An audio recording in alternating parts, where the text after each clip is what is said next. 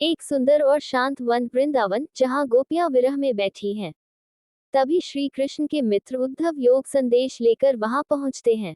उद्धव शांत, ज्ञानी और थोड़े अहंकारी दिखते हैं, जबकि गोपियां दुखी हैं पर उनकी आंखें चतुर हैं। उद्धव गोपियों को निर्गुण ब्रह्म ईश्वर का निराकार रूप और योग का उपदेश देना शुरू करते हैं। गोपियां चुपचाप सुनती हैं। तभी वहां एक भौरा मधुकर उड़ता हुआ आ जाता है। गोपियां उसी भौरे के बहाने उद्धव पर ताना कसना शुरू कर देती हैं। गोपी व्यंग्य में मुस्कुराते हुए, हे उद्धव, तुम तो अति भाग्यवान बड़भागी हो। हाथ से भौरे की ओर इशारा करती है। तुम प्रेम के बंधन से कभी बंधे ही नहीं, इसलिए तुम्हारा मन प्रेम में मुग्ध नहीं हुआ। गोपी उदाहरण देते हुए, तुम तो पानी में रहने वाले उस कमल के पत्ते की तरह हो, जिस पर पानी का एक दाग भी नहीं लगता, या उस तेल की मटकी की तरह, जिस पर पानी की बूंद भी नहीं ठहरती। तुमने कभी प्रेम की नदी में पैर ही नहीं डुबोया। गोपी स्वयं की ओर इशारा करते हुए, भावुक होकर, पर हम क्या करें, हम भोली भाली अबलाएं हैं।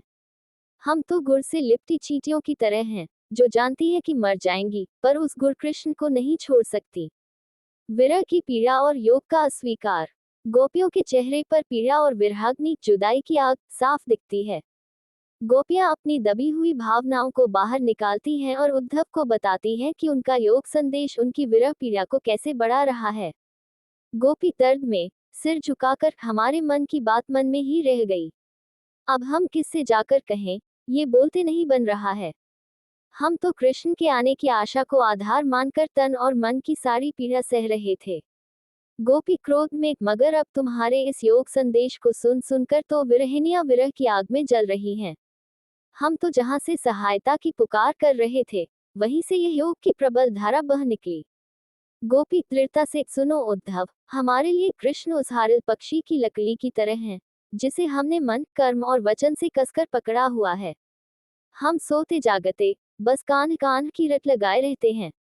गोपी व्यंग्य वापस लाते हुए, तुम्हारा ये योग तो सुनते ही कड़वी ककड़ी जैसा लगता है। ये कौन सी बीमारी व्याधि है जिसे हमने न कभी देखा न सुना। गोपी निष्कर्ष देते हुए, तुम ये योग उन्हें ही सौंप दो जिनका मन चक्री की तरह घूमता रहता है, अस्थिर है। हमारा प्रेम तो एकनिष्ठ है।